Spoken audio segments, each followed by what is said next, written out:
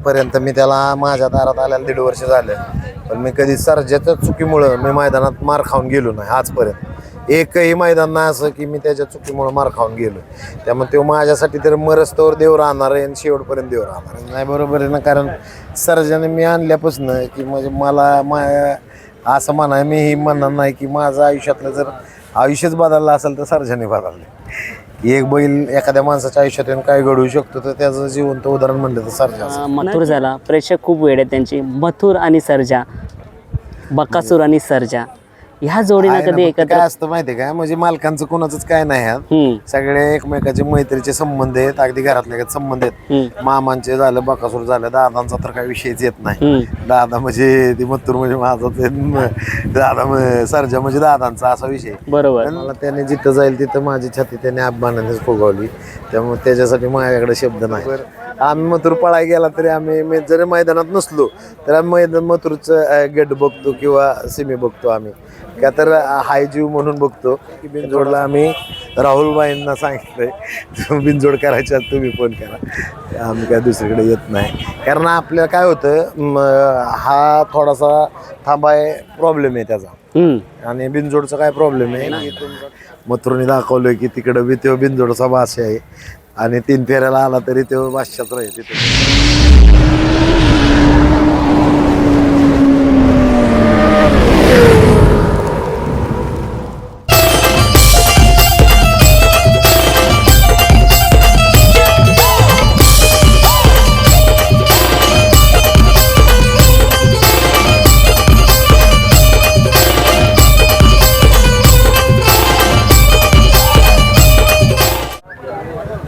मित्रांनो, सर्जा नंदीबद्दल बोलावं तितकं कमी आहे, कारण वेगाचा शेवट ज्याला म्हणतात असा नंदी. आणि आपल्यासमोर अभिजित भैया, काय म्हणाल आज सचिन आणि सर्जा एका पैरामध्ये पळून गट पास केला मुंबईला येऊन. सचिन आणि सर्जा ही घरचीच गाडी आहे, तो गुरु शिष्याचा जोड आहे. त्यामुळं ती काय आम्ही कधी पण म्हणजे पैरा असा अचानक झाला होता, असं ठरवून नव्हता. फक्त इतक्या लावून येऊन पळायचं पहिलीच वेळ आहे, पण चांगली पळली गाडी आज इतक्या. काय म्हणाल, ही जोडीने पहिले पण प्रथम क्रमांक पटकावला होता, आणि तो कोणता मैदान होता सचिन आणि बरडच 950 गाड्या आल्या होत्या, त्यात 1 नंबर केला होता. त्यावेळेस सचिन आदत होता, त्यात गाडीनं 1 नंबर केला होता. दादा बघा, या दोन्ही नंदीचा संघर्ष होता. सचिन आणि येडालाच्या याने धुमाकूळ घातला होता आदतमध्ये 3 फेऱ्यामध्ये, आणि वेगाचा शेवट सर्जा म्हणतात, याच्याबद्दल बोलावं तितकं कमी आहे. आणि संघर्षात योगदा कसं म्हणता येईल, निंबाळकर सरांच्या दावणीनंतर तुम्ही त्याला खरेदी केल्यानंतर कुठेतरी तो बॅकफुटला होता, पण तुम्हाला त्याच्यावरती विश्वास होता आणि तो विश्वासाला कधीच तडा जाऊन देणार नाही. आणि तुम्ही दादा, मोठी गोष्ट म्हणजे तुम्ही हिंमत नव्हती हारली. आजपर्यंत मी त्याला माझ्या दारात आल्याला 1.5 वर्ष झालं, पण मी कधी सर्जाच्या चुकीमुळं मी मैदानात मार खाऊन गेलो नाही आजपर्यंत. एकही मैदान नाही असं की मी त्याच्या चुकीमुळं मार खाऊन गेलो. त्यामुळे तो माझ्यासाठी तर मरस्तवर देव राहणार आहे आणि शेवटपर्यंत देव राहणार आहे. नक्कीच. आणि सचिन, ज्याने 1.5-2 महिने म्हणजे त्याच्या पोटामध्ये रॉड होता, आणि नाव तर केलंच होतं, पण अचानक अशी घटना घडली आणि त्याच्यानंतर तो पुन्हा बरा होऊन पुन्हा मैदानात उतरला आणि पुन्हा प्रथम क्रमांक पटकावला. काय म्हणाल त्या पैऱ्याबद्दल सुद्धा? पैरा म्हणजे सचिन तर टॉपचाच आहे, सचिनचा पळ पण चांगला आहे. आणि पैरा तर काय सचिनभर मिळणं म्हणजे आता चालूचा हिंद केसरीचा किताब मिळवलेला सचिन आहे.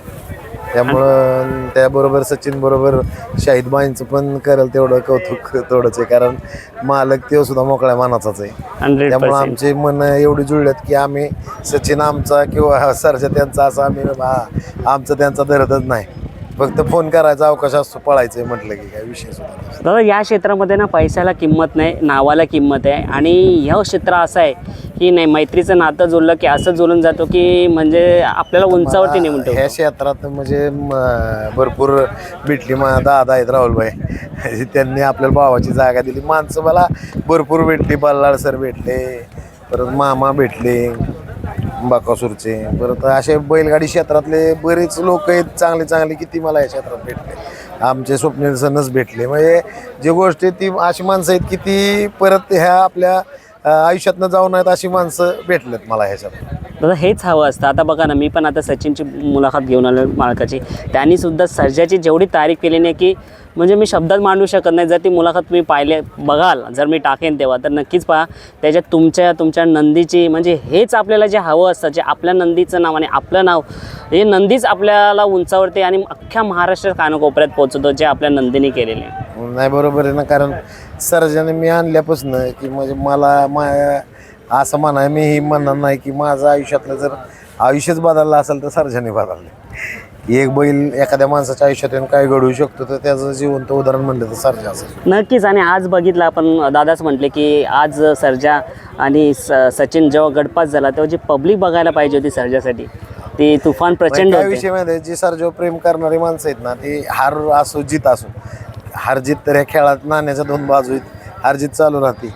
पण त्याचे जे म्हणजे त्याच्यावर प्रेम करणारे लोक आहेत ना, ते हार हो जितू एकदा नाही 4 वेळा जीव, पण ती मला मेसेज असतात पर्सनली त्यांचे की दादा खचू नका, ते 100% कमबॅक करणार. मग त्यामुळं आपल्याला सुद्धा कधी असं वाटत नाही की सर्जा असा करणार, किंवा आपल्याला माहिती आहे तो काय करणार आहे पुढे. दादा आतल्या बाहेरच्या घडामोडी राहिल्या साईडला, पण प्रेक्षकांच्या ज्या मनातल्या जोड्या असतात, म्हणजे जसं आता सर्जा झाला, प्रेक्षकांचा खूप वेळ आहे त्यांना. मथुर झाला, प्रेक्षक खूप वेळ आहे त्यांची. मथुर आणि सर्जा, बकासूर आणि सर्जा, ह्या जोडीनं आहे ना, कधी फक्त एकत्र. काय असतं माहिती आहे का, म्हणजे मालकांचं कोणाचंच काय नाही ह्यात. सगळे एकमेकाचे मैत्रीचे संबंध आहेत, अगदी घरातल्या संबंध आहेत. मामांचे झालं, बकासूर झालं, दादांचा तर काही विषयच येत नाही. दादा म्हणजे ती मथुर म्हणजे माझा, दादा सर्जा म्हणजे दादांचा, असा विषय. बरोबर. पण प्रत्येकाचे काहीतरी नियोजन असतात किंवा काहीतरी डोक्यात प्रत्येक मालकाच्या वेगळं असतं.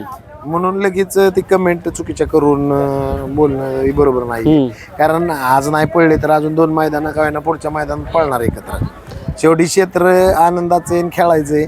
त्यामुळे आता असं वादविवाद किंवा ह्या गोष्टी करून किंवा एकमेकाला ट्रोल करून किंवा कमेंटमधनं भांडणं लावून उपयोग नसतो या गोष्टी. बरोबर बोलला. आता थोडंसं जग थोडंसं ॲडव्हान्स झालंय, त्यामुळे बैलगाडा मालक पण ॲडव्हान्स आहेत थोडे, त्यामुळे त्यांच्या पण लक्षात येतं काय करतंय. ती 2 मिनिटात फोन करून एकमेकावर चर्चा करतात आणि म्हणतात काय वरडायचं ते ओरडू द्या, आपल्या माहिती आपण दोघं एक, असा विषय आत्ताच्या तर परिस्थितीत माझ्या तर निदर्शनास आलेला आहे. बरोबर बरोबर. जेव्हा सर्जा मैदानात येतं आणि सर्जासाठी पाहण्यासाठी एवढी पब्लिक जमा होतो, हेच पाहिजे असतं नाही का आपल्याला. मला त्याने जिथं जाईल तिथं माझी छाती त्याने अभिमानानेच फुगवली, त्यामुळे त्याच्यासाठी माझ्याकडे शब्द नाही.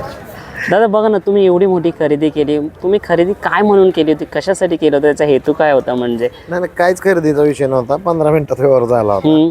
फक्त घ्यायचा म्हणून डोक्यात होतं आणि अचानक झाला विषय घ्यायचा आहे. त्या टायमिंगला 15 मिनिटातच व्यवहार झाला आणि मला पण कोणी आडवं म्हणले नाहीत की नको किंवा काय किंवा हा कटलाच विषय नाही.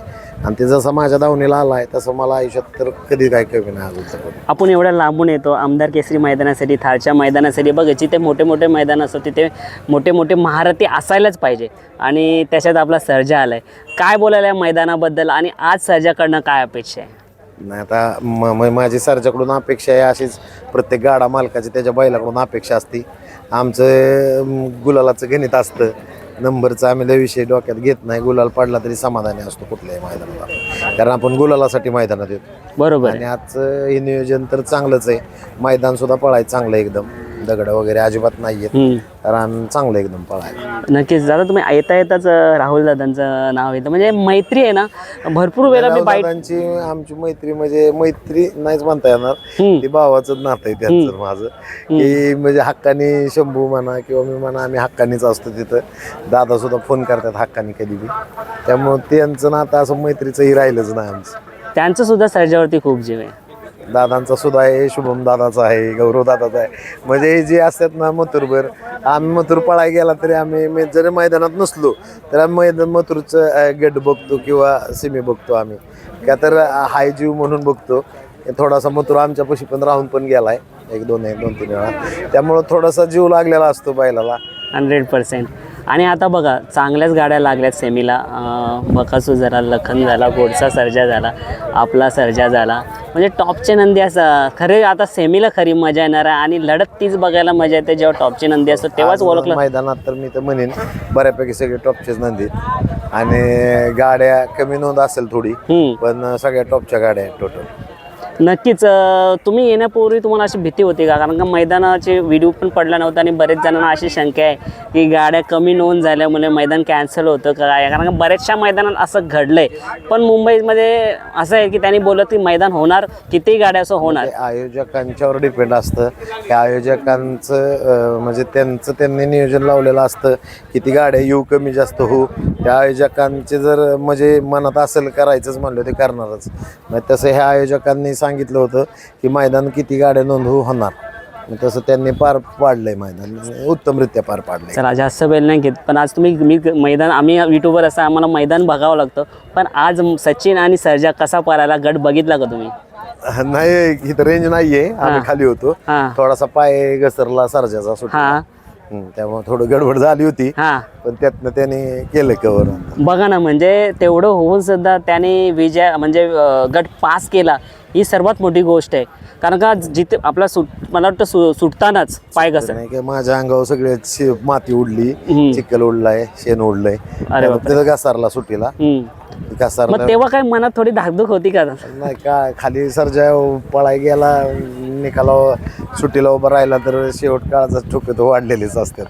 ती कसला म्हणजे गट असो, एकट्याने पळायचं असतं तरी वाढलेलं असतात. कारण शेवट एकट्याने बी पळण्यात कसरत आहे आणि सगळ्यांबरोबर बी पळण्यात कसरतच.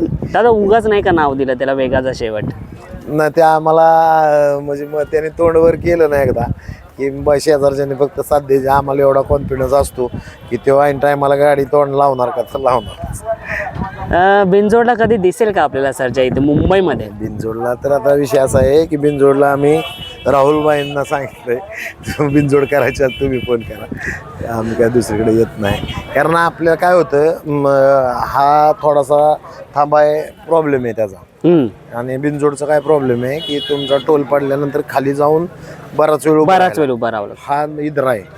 तो जर त्या टायमिंगला जर काय म्हणजे चकडं घेऊन पळाला किंवा तुडवून पळाला, त्याची आम्हाला भीती वाटते, म्हणून कंटाळा येतो. आता इथं कसं होतं, आपण खाली गेलो तर एक अर्ध्या तासात पाऊण तासात गाड्या सुटतात वर.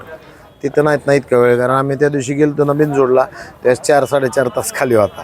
त्याला सवय नाही ना इतकी थांबायची खाली, म्हणजे धरून म्हणजे अवघडूनच थांबणार ना तो. बरोबर. आता जी बिनजोड बैल खेळतात त्यांना त्या गोष्टीच्या सवय आहेत. आमच्या 3 फेऱ्यातल्या बैलांना एवढं पॅक 3-3, 4-4 तास नाही जोडणार. मथुरने दाखवलंय की तिकडं बी तो बिनजोडचा भाषा आहे आणि 3 फेऱ्याला आला तरी तो भाषात जास्त वेळ घेत नाही. आणि शुभेच्छा नक्कीच सेमीसाठी. वेगाचा शेवट सर्जा म्हटलं तर काही विषयच हार्ड आहे आणि काहीतरी करेल आणि फायनलसाठी पात्र होईल हीच आपण देवाची प्रार्थना करू शकतो. धन्यवाद.